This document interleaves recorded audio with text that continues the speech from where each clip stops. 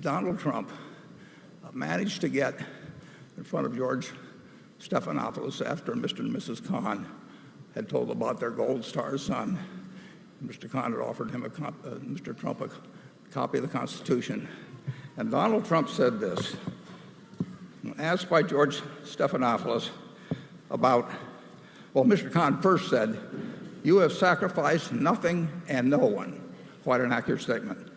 And Trump said, "I think I've made a lot of sacrifices. I've worked very, very hard. I've created thousands of jobs, tens of thousands of jobs, built great structures. I've had tremendous success."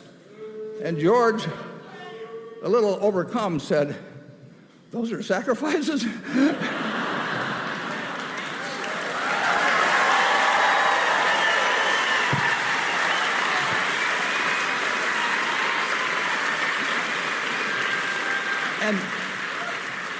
And Trump, believe it or not, said, "Oh, sure, I think they're sacrifices." Now, the young son of Mr. and Mrs. Kahn died a dozen or so years ago. In that dozen of years, we've employed a lot of people. I've had fun doing it. We've made money just like Donald Trump has made.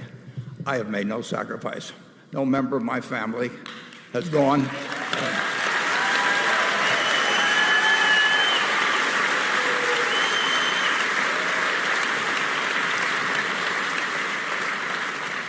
No member of the Buffett family has gone to Iraq or Afghanistan.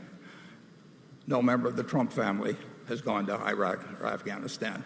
We've both done extremely well during this period, and our families haven't sacrificed anything, and Donald Trump and I haven't sacrificed anything.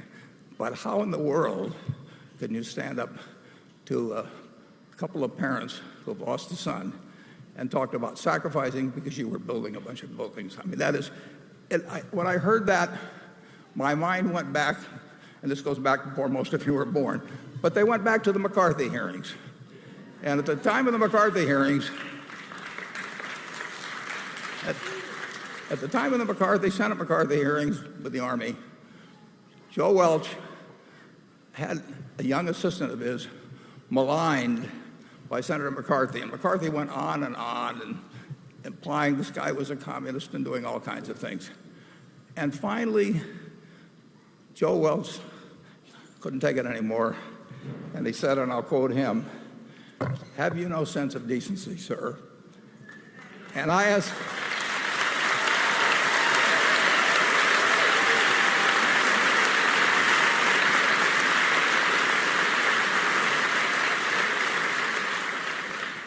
Donald Trump, "Have you no sense of decency, sir?"